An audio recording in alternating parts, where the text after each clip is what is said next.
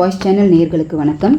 இந்த காணொளியில் நமது நாட்டின் பொதுத்துறை நிறுவனங்களிலும் தனியார் துறை நிறுவனங்களிலும் 30 ஆண்டுகளுக்கு மேல் பணியாற்றி ஓய்வு பெற்ற பிறகு ஊழியர் வருங்கால வைப்பு நிதியின் மூலம் மத்திய அரசால் ஏற்படுத்தப்பட்ட பென்ஷன் திட்டமான EPS 95 மூலமாக மிகவும் சொற்பமான தொகையான ஓய்வூதியத்தை பெற்றுக்கொண்டிருக்கின்ற கிட்டத்தட்ட 1 கோடி எண்ணிக்கையில் உள்ள EPS 95 பென்ஷன்தாரர்களின் சோக கதையாகும். பணிக்காலம் முழுவதும் தங்கள் ஊதியத்தில் இருந்து ஒரு பகுதியை பங்களிப்பாக வழங்கி ஓய்வு பெற்ற பிறகு EPS 95 பென்ஷன் திட்டத்தின் மூலமாக ரூபாய் 1000 கூட ஒவ்வொரு மாதமும் ஓய்வூதியம் கிடைக்காத மூத்த குடிமக்களை பற்றி செய்தி தொகுப்பு இது. EPS 95 திட்டத்தில் ரூபாய் 1000க்கும் கீழ் பென்ஷன் பெறுபவர்கள் 36,48,316 பேர், ரூபாய் 1000 முதல் 1500 வரை பென்ஷன் பெறுபவர்கள் 11,73,158 பேர், ரூபாய் 1501 முதல் 2000 வரை பென்ஷன் பெறுபவர்கள் 8,68,443 பேர், ரூபாய் 2001 முதல் ரூபாய் 3000 வரை பென்ஷன் பெறுபவர்கள் 13,71,911 பேர், ரூபாய் 3001 முதல் ரூபாய் 5000 வரை பென்ஷன் பெறுபவர்கள் 4,70,318 பேர், ரூபாய் 5,001க்கும் மேல் பென்ஷன் பெறுபவர்கள் 26,769 பேர். இந்த கணக்கின்படி பார்த்தால் சராசரியான பென்ஷன் தொகை ரூபாய் 1,481 மற்றும் 82 காசுகள். தற்போது ஊழியர் வைப்பு நிதி சுமார் 7,80,308.93 கோடிகள் உள்ளது. இதற்கு வட்டி மட்டுமே ரூபாய் 52,985.82 கோடிகள் வருவாய் கிடைக்கிறது. இதில் பென்ஷனுக்காக செலவிடப்படும் தொகை 14,444.6 கோடிகள். EPS 95 பென்ஷன்தாரர்கள் தங்களது குறைந்தபட்ச பென்ஷனை ரூபாய் 9,000ஆக உயர்த்த வேண்டும் என்று, அத்துடன் விலைவாசி உயர்வு படியையும் வழங்க வேண்டும் என்று கோரிக்கைகள் வைத்து நாடெங்கிலும் போராடி வருகிறார்கள். இவர்களுக்கு ஆதரவாக AITUC, HMS, CITU உள்பட அனைத்து மத்திய தொழிற்சங்கங்களும் போராடி வருகிறார்கள். கடந்த 15/11/2024 நாள் சென்னை EPF பென்ஷனர் நலசங்கத்தின் சார்பில் அவர்களுடைய கோரிக்கைகளை வலியுறுத்தி அம்பத்தூர் நகரில் நலசங்கத்தின் தலைவர் தோழர் R. கிருஷ்ணமூர்த்தி தலைமையில் சிறப்பு கருத்தரங்கம் நடைபெற்றது. கருத்தரங்கத்தின் அறிக்கையை செயலாளர் தோழர் KP பாபு அவர்கள் சமர்ப்பித்தார். கருத்தரங்கில் AITUC மத்திய தொழிற்சங்கத்தின் அகில இந்திய செயலாளர் மற்றும் உலக தொழிற்சங்க சம்மேளனத்தின் துணை பொதுச் செயலாளர் தோழர் C. ஸ்ரீகுமார், தொழிலாளர் முன்னேற்ற சங்க பேரவையில் தலைவர் தோழர் K. நடராஜன் மற்றும் மறுமலர்ச்சி தொழிலாளர் சங்கத்தின் தலைவர் தோழர் அந்திரிதாஸ் ஆகியோர் கோரிக்கைகளை ஆதரித்து சிறப்புரையாற்றினர். EPS 95 பென்ஷன் திட்டத்தில் ஓய்வூதியம் பெறும் மூத்த குடிமக்களுடைய கோரிக்கைகளை வலியுறுத்தி தோழர் C. ஸ்ரீகுமார் அவர்கள் ஆற்றிய உரையை கேட்போம்.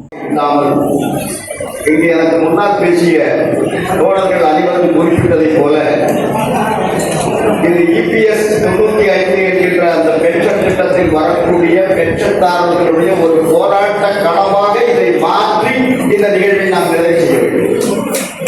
அப்படிப்பட்ட ஒரு நிகழ்வை தலைமையில் நடத்தி கொண்டிருக்கின்ற நம்முடைய அமைப்பினுடைய தலைவர் கிருஷ்ணமூர்த்தி அவர்களே, செயலாளர் தோழர் பாபு அவர்களே, எனக்கு முன்னால் உங்களுடைய கோரிக்கைகளை எல்லாம் வலியுறுத்தி பேசுவதற்காக அமர்ந்திருக்கின்ற மறுமலர்ச்சி திராவிட முன்னேற்ற கழகத்தினுடைய மூத்த தலைவர்களில் ஒருவர், அதனுடைய தொழிற்சங்க அமைப்பினுடைய பொறுப்பாளர் தோழர் அந்திரிதாஸ் அவர்களே, மேடையில் அமர்ந்திருக்கின்ற நன்மை மூத்த தோழர்களே, எனக்கு முன்னால் அமர்ந்திருக்கின்ற மூத்த தோழர்களே, சகோதரர்களே, சகோதரிகளே,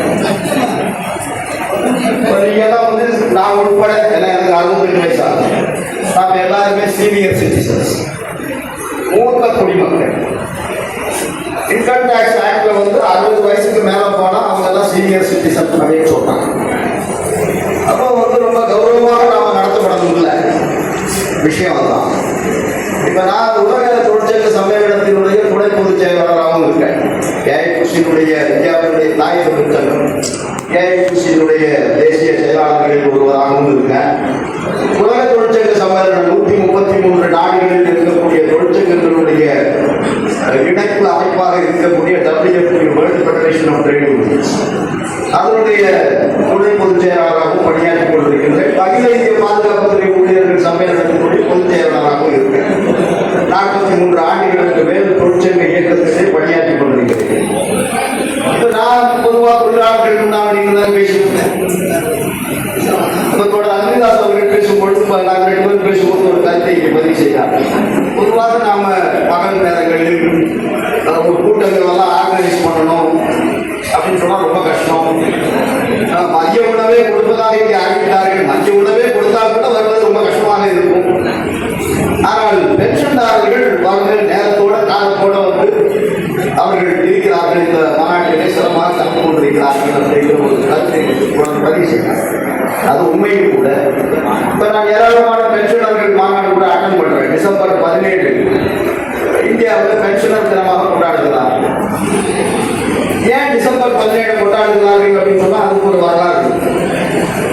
1982ஆம் ஆண்டு ஒரு அதிகாரி இந்திய அரசினுடைய பணியில் இருந்து ஓய்வு பெற்ற டி.கே. நக்காரா அப்படிங்கிற ஒரு அதிகாரி, அவருக்கு பென்ஷன் வந்து ஒழுங்கா கொடுக்கல. கவர்மெண்ட் ரிட்டையர்ட் ஆபீசர், அக்கௌண்ட்ஸ் டிபார்ட்மெண்ட்ல வேலை செஞ்சு ஓய்வு பெற்றவர். அவர் வந்து உச்ச நீதிமன்றம் வரையும் போய் வழக்கு போட்டார். பென்ஷன் வந்து என்னுடைய உரிமை அப்படின்னு அவர் போனார். இப்ப ரிட்டையர் ஆனது பாருங்க, 50வது தலைமை நீதிபதி சந்திரசூட் அவர், உச்ச நீதிமன்றத்தினுடைய தலைமை நீதிபதி. அவங்க அப்பா சந்திரசூட் இருந்தார். 1982 அவருடைய தலைமை 5 நீதிபதிகளை கொண்ட அரசியலமைப்பு அமர்வு, கான்ஸ்டிடியூஷனல் பெஞ்ச். ஒரு நீதிபதி 2 நீதிபதி இல்லை. உச்ச நீதிமன்றத்தில் பொதுவாக 2 நீதிபதிகள் இருப்பார்கள் அல்லது 3 இருப்பார்கள் சமயத்தில். அரசியலமைப்பு கான்ஸ்டிடியூஷன் சம்பந்தமான ஒரு இன்டர்பிரேஷன், அதன் விளக்கங்கள் சொல்லணும் ஒரு நீதிமன்றம் அப்படின்னு சொல்லும் பொழுது 5 நீதிபதிகள், 7 நீதிபதிகள், 9 நீதிபதிகள் கொண்ட பெஞ்சு கூட இருக்கு. 5 நீதிபதிகள் கொண்ட பெஞ்சுக்கு முன்னாடி அவருடைய வழக்கு வருது. பென்ஷன் என்பது ஒரு ஊழியருடைய அடிப்படை உரிமையா? Pension is a fundamental right under the Indian Constitution. இந்திய அரசியலமைப்பு சட்டத்தின்படி பென்ஷன் ஒருவருடைய அடிப்படை உரிமையா? இந்த கேள்வி. பென்ஷன் என்பது பிச்சையா? இது 2வது கேள்வி. பென்ஷன் என்பது நன்கொடையா? இது அடுத்த கேள்வி. பென்ஷன் என்பது கருணை தொகையா? இது அடுத்த கேள்வி. பென்ஷன் என்பது முதலாளியினுடைய விருப்பத்திற்கு ஏற்பட்டு வழங்குகின்ற ஒரு நன்கொடையா, அன்பளிப்பா? இந்த கேள்விகள் எல்லாம் அந்த வழக்கில் வந்து எழுப்பப்படும். இந்த 5 நீதிபதிகளை கொண்டவர்கள் அந்த பெஞ்சு டிசம்பர் 17ஆம் தேதி 1982ஆம் ஆண்டு ஒரு அற்புதமான தீர்ப்பை வழங்குகிறது. பென்ஷனர்ஸ் மேக்னா கர்த்தான்னு கூட அவர் சொல்லுவாங்க. பென்ஷனர்களுடைய பைபிள், பென்ஷனர்களுடைய பகவத்கீதை, பென்ஷனர்களுடைய குரான். அந்த தீர்ப்பு என்ன, அந்த தீர்ப்பு வரைக்கும் இன்னும் சூப்பர் சீட் ஆகும். உச்ச நீதிமன்றத்தினுடைய தீர்ப்பு வருதுன்னு சொன்னா மறு தீர்ப்பு வருகின்ற வரையும் that is law of the land. வழக்கறிஞர் இருக்காரு, நான் வழக்கறிஞர் இல்லை. உச்ச நீதிமன்றம் ஒரு தீர்ப்பு கொடுத்தா அந்த லா ஆஃப் த லேண்ட் அப்படின்னு சொல்லிட்டு நம்முடைய இந்திய அரசியலமைப்பு சட்டம் சொல்லுது. அந்த தீர்ப்பு வந்து மாறுகின்ற வரையில், அந்த தீர்ப்புக்கு பதிலாக இன்னொரு தீர்ப்பு வருகின்ற வரையில் அந்த தீர்ப்பு அப்படியே தான் இருக்கும். அப்ப அந்த தீர்ப்பு என்ன சொல்லுது? Pension is a fundamental right. அது அவருடைய அடிப்படை உரிமை. ரைட் டு லிவ் இருக்கு. ஆர்டிகல் 21 இந்திய அரசியலமைப்பு சட்டத்தில் வந்து ஆர்டிகல் 21 வந்து ரைட் டு லிவ், உயிர் வாழ்கின்ற உரிமை. உயிர் வாழ்கின்ற உரிமைக்கு உயிர் வாழணும்னு சொன்னா சாப்பாடு வேணும். ரொட்டி கப்படா ஒரு மக்கான் அந்த காலத்தில் சொல்லுவாங்க. ரொட்டி வேணும், சாப்பாடு சாப்பாடு வேணும், மக்கான் வீடு வேணும், கப்படா வேணும், உடுப்பதற்கு உடை வேணும். இது 3மே எசென்சியல், தேவை. அந்த ரைட் டு லிவ் என்பதில் இந்த பென்ஷன் வரும். உயிர் வாழ்வது என்பது இந்திய அரசியலமைப்பு சட்டம் கொடுத்திருக்கக்கூடிய ஒரு அடிப்படை உரிமை, ஜீவாதாரமான உரிமை.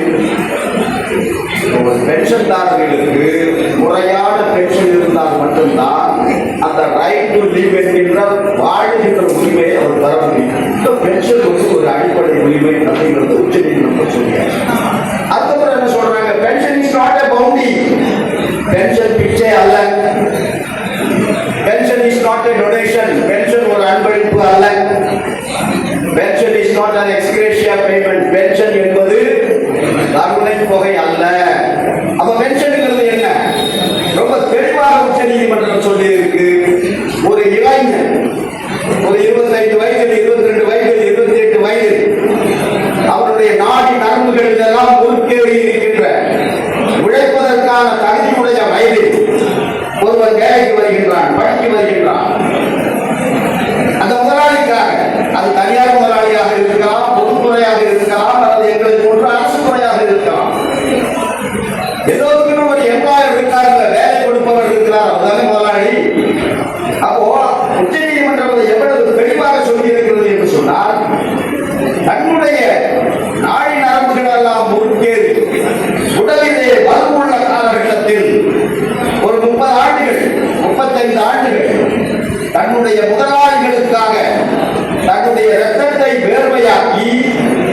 சம்பாதித்து கொடுத்திருக்கிறார்.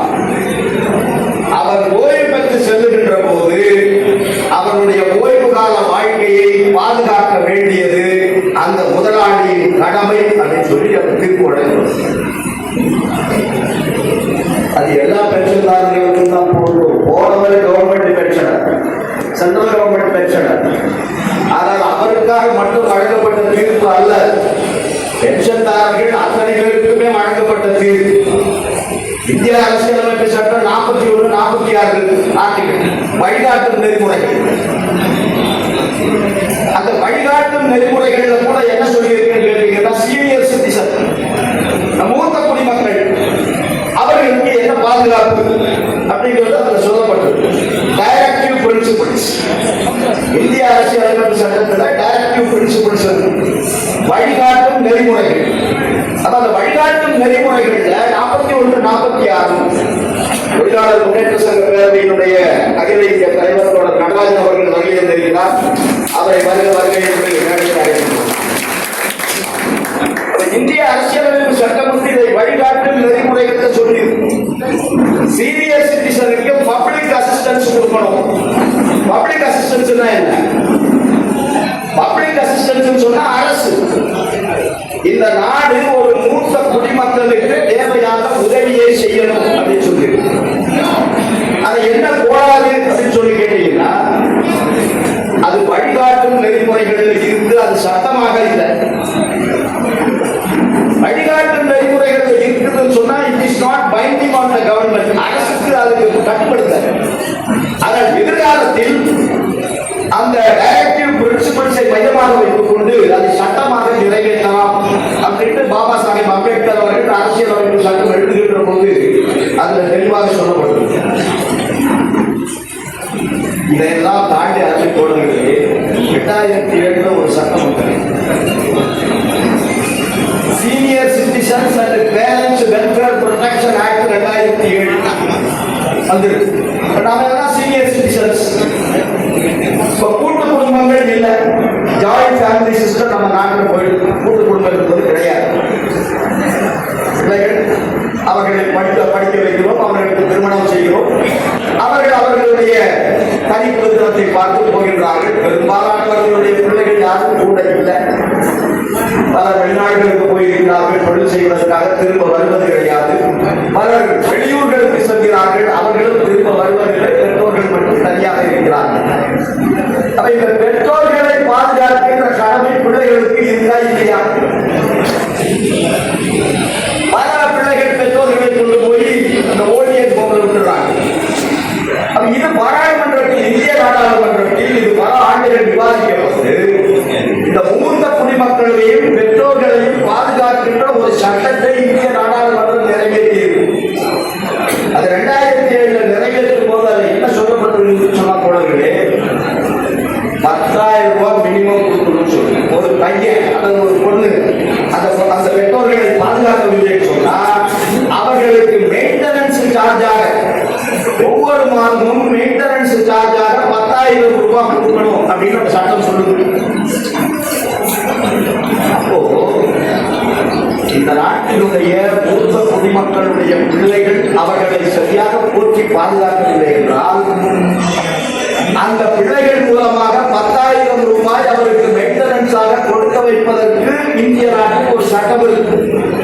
அதுக்கு கலெக்டருடைய தலைமையில் ஆர்டிஓவுடைய தலைமையிலே ஒரு ட்ரைபுனல் இருக்கு.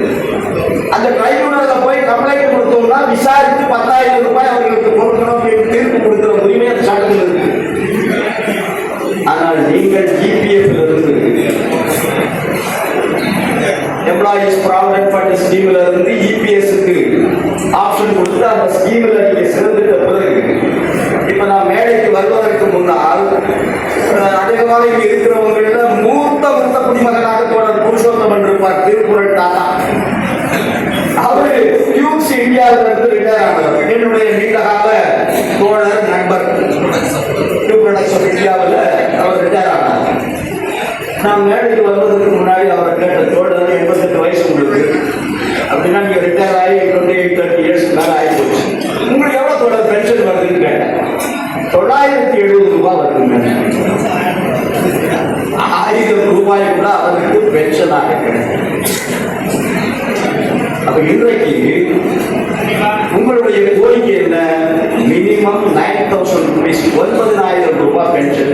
இது எங்கிருந்து வந்தது? இந்த 9,000 இது எங்கிருந்து வந்ததுன்னு கேட்டீங்கன்னா, மத்திய அரசு ஊழியர்களுக்கு 7வது சம்பள கமிஷன் கொடுத்த குறைந்தபட்ச ஊதியம் 18,000. ஒரு பியூனாக, ஒரு அன்ஸ்கில்டு ஒர்க்கராக மத்திய அரசு பணியில் சேர்ந்தால் அவருக்கு 18,000 ரூபாய். அதே பே கமிஷன் சொல்லியாச்சு, அதனுடைய 50% மினிமம் பென்ஷனாக இருக்கணும். அதனுடைய மினிமம் வந்து 50% சொன்னா 9,000.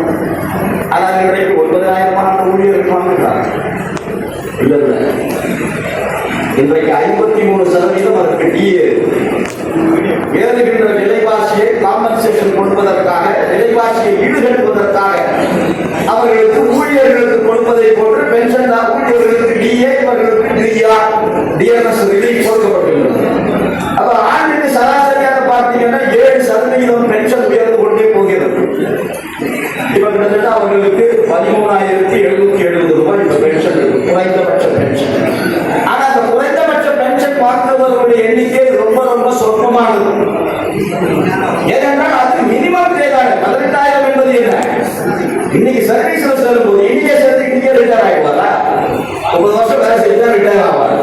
அப்ப அவருக்கு பென்ஷன் எங்க இருக்கு? ஆகவேதான் அவர் தோழர் சுரேஷ் பேசும்போது சொன்னார் இல்லைங்களா, அரசு ஊழியர்களுடைய பென்ஷனும் அவங்களுக்கு பென்ஷன் இல்லை. நான் இதே அம்பத்தூர் பகுதியில், அம்பத்தூர் இண்டஸ்ட்ரியல் எஸ்டேட் 1978 பழைய குழந்தைகளுக்கு நினைவு இருக்கலாம். அந்த கோரமண்டல் கார்மெண்ட்ஸ் ஒரு தொழிற்சாலை டாடா. நான் அந்த தொழிற்சாலையில் சூப்பர்வைசராக 500 ரூபாய் சம்பளத்துக்கு வேலை செஞ்ச 78. அந்த வேலையை ராஜினாமா செய்துவிட்டு 210 ரூபாய் சம்பளத்திற்கு நான் ஆபரேஷன் ஸ்டோரி ஃபேக்டரி ஆவடியில் ஒரு சாதாரண தையல் தொழிலாளியாக பணிக்கு சேர்ந்தேன். நான் என்னுடைய ராஜினாமா கடிதத்தை அந்த ஜெனரல் மேனேஜர் ஏஜே டொஸ்கான் உயிரோட டாட்டாவுக்கு நேசிட்டு அவர்கிட்ட போய் அந்த ராஜினாமா கடிதம் கொடுத்த உடனே அவர் என்ன கலா விளையாண்டு இருக்காரு. நீ 500 ரூபாய் சம்பளம் வாங்குற, உனக்கு நல்ல எதிர்காலம் இருக்கு, உன்னை நான் ஃபேஷன் டிசைனர் கோர்ஸ் எல்லாம் அனுப்பலான்னு இருக்கிறேன், நீ அதெல்லாம் கொடுத்து அங்கே இருந்து போற அப்படின்னு கேட்டார். நான் என்ன சொல்ல தெரியுமா, அப்ப எனக்கு 24 தான் வயசு, எனக்கு பென்ஷன் கிடைக்கும் சார். 24 வயதில் நான் அவரை பார்த்து சொன்னேன், எனக்கு பென்ஷன் கிடைக்கும் அப்படின்னு சொன்னேன். 24 வயசுல பென்ஷன் அப்படின்னா இப்போதைக்கு பென்ஷன் கேட்கல சார், 60 வயசுக்கு அப்புறம் பென்ஷன் கேட்கறதுக்கு நீங்க பென்ஷன் வரும். சம்பளம் வரதுக்கு முன்னாடியே பென்ஷன் வந்து விழுந்துருக்கு. ஆனால் இன்றைக்கு அரசு ஊழியர்களுடைய நிலை என்ன? அவர்களுடைய பென்ஷனும் நிறுத்தப்பட்டுள்ளது. புதிய பென்ஷன் திட்டத்தை வாய்ப்பை அவர்கள் பிரதமராக இருக்கின்ற போது 1/1/2004 முதல் பணிக்கு சேர்ந்தவர்களுக்கு பழைய பென்ஷன் இல்லை. பழைய பென்ஷன் என்ன? நான் கான்ட்ரிபியூட்டரி பென்ஷன். பென்ஷனுக்காக 10 காசு கொடுக்கல, நான் ஒரு நயா பைசா கூட சர்வீஸ்ல இருக்கும்போது பென்ஷனுக்காக கொடுக்கல. இன்னைக்கு ரிட்டையர் ஆகி கம்ஃபர்டபுளா பென்ஷன் வாங்கிட்டு இருக்கேன், ஏன்னா ஓல்டு பென்ஷன் ஸ்கீம். ஆனால் அதே தொழிற்சாலையில் 750 பேர் இன்றைக்கு பணியாற்றுகிறார்கள். பென்ஷனுக்கு உத்தரவாதம் இல்லாமல் மாதம் மாதம் அவர்களுடைய சம்பளத்தில் 10%, அதுக்கு இணையாக மட்டுமில்லை, அதுக்கு மேலாக 14% அரசு கொடுக்கிறது, மத்திய அரசு. எவ்வளவு முடிஞ்சு அவர் வெளியே வந்தார்னு சொன்னா பென்ஷனுக்கு ஒரு உத்தரவாதமும் இல்லை. முப்படைகளுக்கு மட்டும் விதிவிலக்கு கொடுத்தாங்க. ஆர்மி, நேவி, ஏர்போர்ஸ் அங்க வந்து இந்த புதிய பென்ஷன் திட்டம் இல்லை அப்படின்னு சொன்னாங்க. ரொம்ப நல்ல விஷயம். ஆனால் இப்பொழுது ராணுவத்தில் பெர்மனன்ட் அப்பாயின்மெண்ட் நிறுத்தியாச்சு. ரத்னத்திற்கும் தெரிந்திருக்கும் கிருஷ்ணமூர்த்தி தலைவர் அவர்கள் பேசும்போது அதை குறிப்பிட்டு சொன்னார், ராணுவம் கான்ட்ராக்டுக்கு போயாச்சு அப்படின்னு சொல்லி. நாங்களாம் எங்களை போன்றவர்கள் பாதுகாப்பு துறையில் தொழிற்சங்கத்தில் பணியாற்றுகின்றவர்கள் இந்த மோடி அரசு எல்லாவற்றையுமே தனியார் ஒப்படைக்கலை போகும்போது நாம் பேசுவோம், ஒரு நகைச்சுவைக்காக கூட்டங்களில் பேசுவோம். இந்த நிலை நீடித்தது என்று சொன்னால் முப்படைகளிலும் கூட கான்ட்ராக்ட் வந்து போட்டிருக்கு அப்படின்னு சொல்லுவோம். ஆனால் நடக்கும் நினைக்கிறேன். ஆனால் இப்பொழுது தோழர்களே நடந்துள்ளது.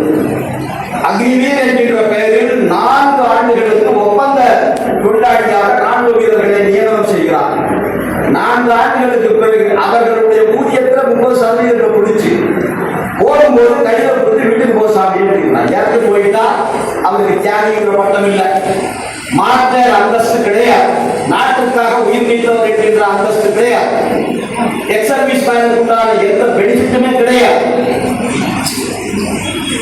இன்றைக்கு மூத்த குடிமக்களை ஒரு சுமையாக நினைக்கிறார். சொசைட்டி அப்படின்னு இந்த அரசு நினைக்கிறது.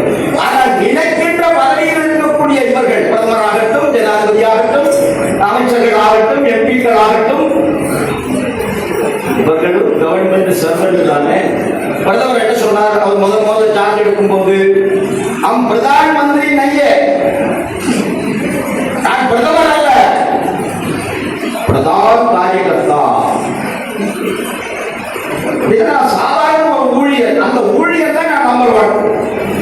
பென்ஷன் வாங்க போதா 3 முறை எம்எல்ஏவா இருந்திருக்காரு, குஜராத் சீஃப் மினிஸ்டர் ஆயிட்டார். இங்க இப்ப 3வது முறை எம்பி ஆயிட்டார். பென்ஷன் வாங்க இருப்பாரா? கான்ட்ரிபியூஷன் 10 நயா பைசா பென்ஷனுக்காக கொடுக்குறாரா? இந்த சட்டங்களை எல்லாம் இயற்றக்கூடியவர்கள் நாடாளுமன்றத்தில் அவர்களுக்கு கான்ட்ரிபியூட்டரி பென்ஷன் இருக்கா? இல்லை. அப்ப இன்றைக்கு அருமை தோழர்களே, நீங்கள் உங்களுடைய மிக நியாயமான பிரச்சனை இப்ப சுரேஷ் பேசும்போது ஒரு கருத்தை அர்த்தமாக பதிவு செய்தார். கிருஷ்ணமூர்த்தி அவர்களும் சொன்னார், இது பென்ஷன்தாரர்களுடைய மட்டும் போராட்டம் அல்ல, இது இபிஎஸ் பென்ஷன் ஸ்கீம்ல இருந்து 1000 ரூபாய் பென்ஷன் 10,000 எங்களுக்கு போராடுகிறவர்களுடைய போராட்டம் அல்ல. 80,000 ரூபாய் 90,000 ரூபாய் அசௌகரியங்கள் கிடைக்கும். அங்க ஒப்பந்தங்கள் நல்லா நடக்குது, அவர்களுக்கு சர்வதேச அளவில் மார்க்கெட் இருக்கு, சம்பளம் கொடுக்க முடியும். ஆனால் 15,000, 12,000, 20,000 வாங்கக்கூடிய தனியார் ஊழியர்கள் தான் இன்றைக்கு ஏராளமாக இந்தியாவில் இருக்கிறார்கள். அவர்கள் இந்த போராட்டத்துக்கு வரணுமா வேண்டாமா? வேர்ல்ட் ஹெல்த் ஆர்கனைசேஷன் என்ன சொல்றது? உலக சுகாதார நிறுவனம் சொல்லுது, இந்தியாவினுடைய சராசரி வயது என்பது 72 மாறிவிட்டது. 72 இயர்ஸ். கேரளாவில் மட்டும்தான் ஆண்களுக்கு 75, பெண்களுக்கு 77. மற்றபடி எல்லா மாநிலங்களிலும் 72 அல்லது அதுக்கு கீழே. அப்படின்னு என்ன அர்த்தம்? நீங்க 58 வயசுல ரிட்டையர் ஆனீங்கன்னு சொன்னா 16 வருஷம் இருப்பீங்க. 60 வயசுல ரிட்டையர் ஆனீங்கன்னா 12 வருஷம் உயிரோடு இருப்பீங்க. இந்த 12 வருஷம் உங்களுக்கு என்ன சமூக பாதுகாப்பு, என்ன சோசியல் செக்யூரிட்டி? இந்த போராட்டம் என்பது இப்பொழுது பென்ஷன் வாங்குகின்றவர்களுடைய மட்டும் போராட்டமா? அவர்களுக்கு குறைந்தபட்சம் 9,000 ரூபாய் வேண்டும் என்கின்ற போராட்டமா? அந்த 9,000க்கு பஞ்சப்படி டிஎஸ் கொடுக்க வேண்டும் என்கின்ற போராட்டமா? நிச்சயமாக இல்லை.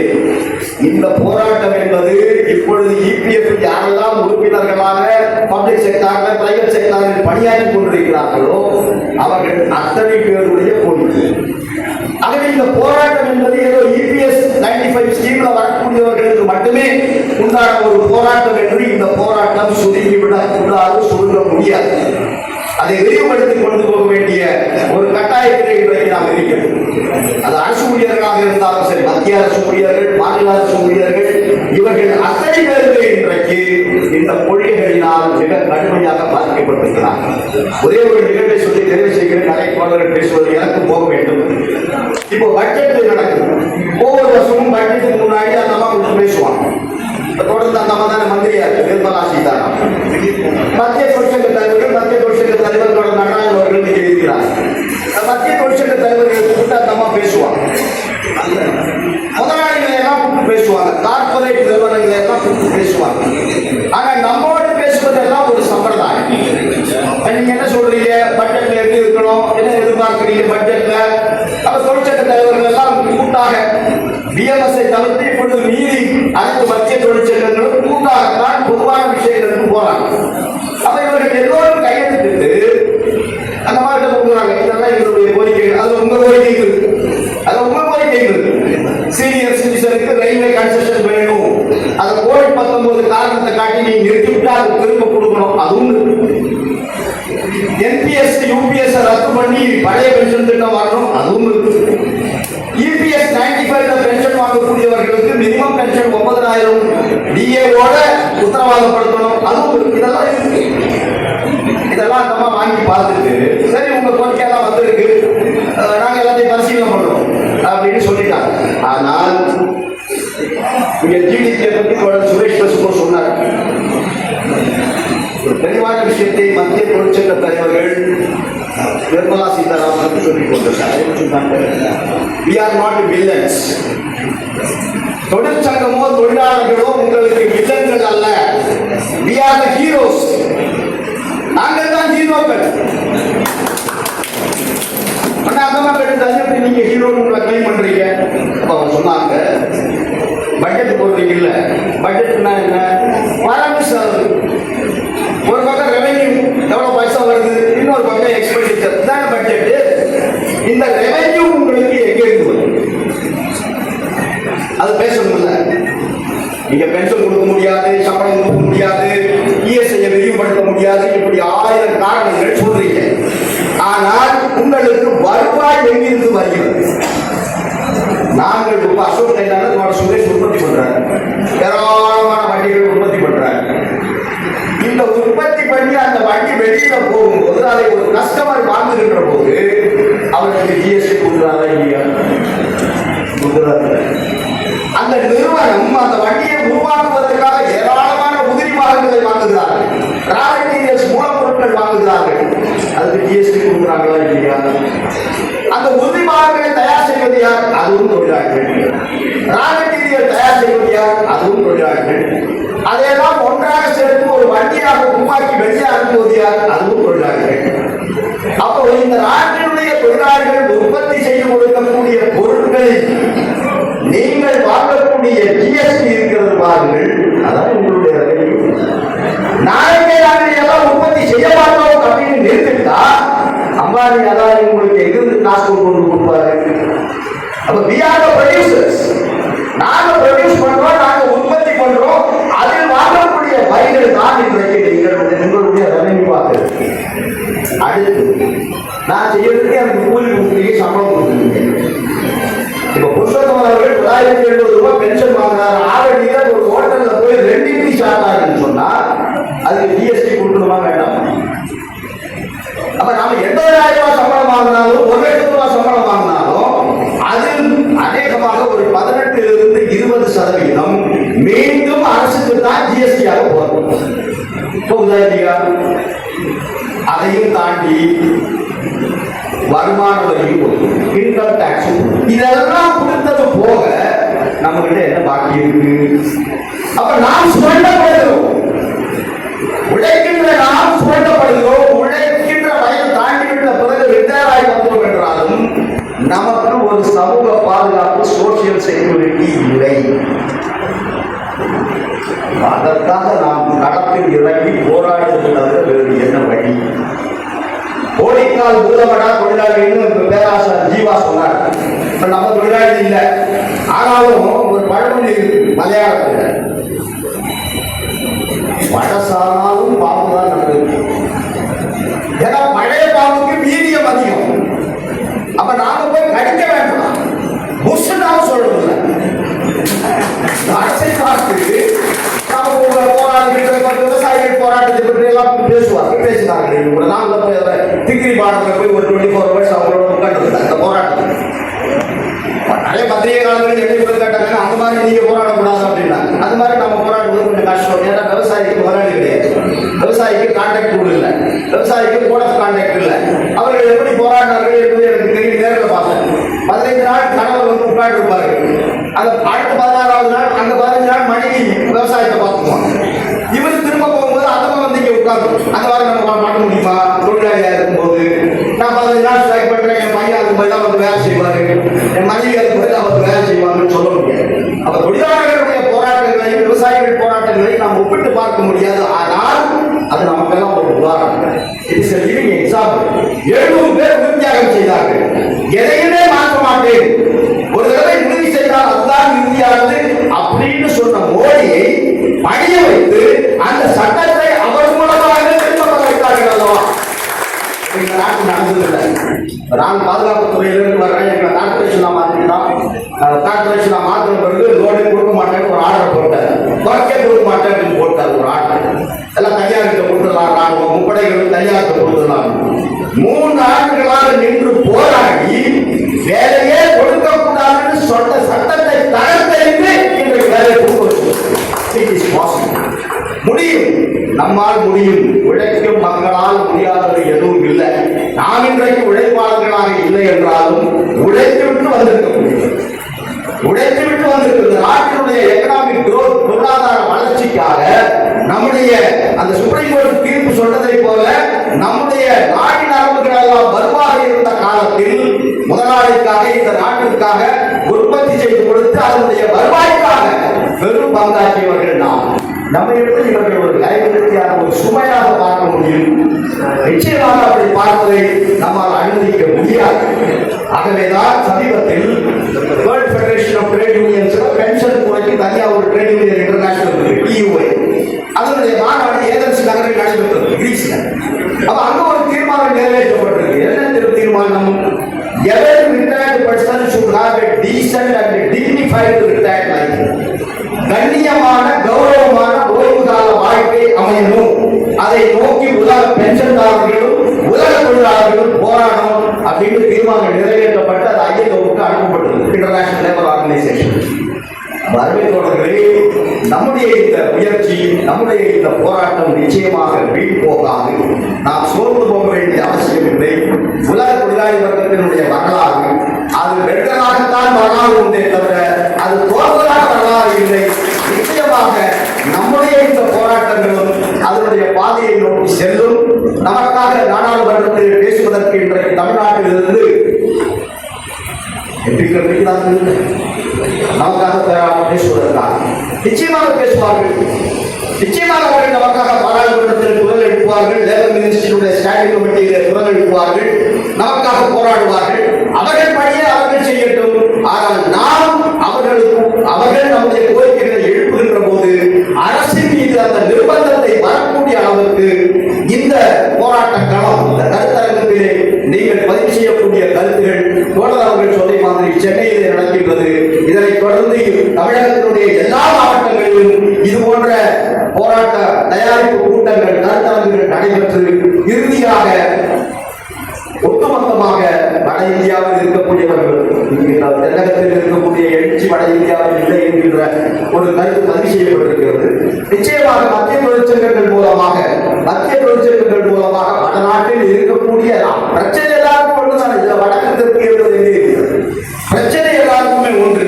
ஆகவே அந்த பிரச்சனைகளுக்கான, அந்த கோரிக்கைகளுக்கான போராட்டங்களுக்கு அவர்களையும் முன்னெடுத்து நாம் கொண்டு வந்து இந்த இயக்கத்தை முன்னெடுத்து செல்ல வேண்டும். நீங்கள் நடத்துகின்ற அனைத்து போராட்டங்களிலும் அகில இந்திய பாதுகாப்புத்துறை ஊழியர்கள் சம்மேளனம் ஏஐடிஎஃப்-னுடைய, உலக தொழிற்சங்க சம்மேளனம் WFTU-னுடைய, இந்தியாவினுடைய தாய் தொழிற்சங்கம் AITUC-னுடைய முழுமையான ஆதரவு உங்களுக்கு உண்டு. உங்களுடைய போராட்டத்தில் தோளோடு தோள் நிற்போம் என்று தெரிவித்து வாய்ப்புக்கு நன்றி தெரிவித்து அவர்கள்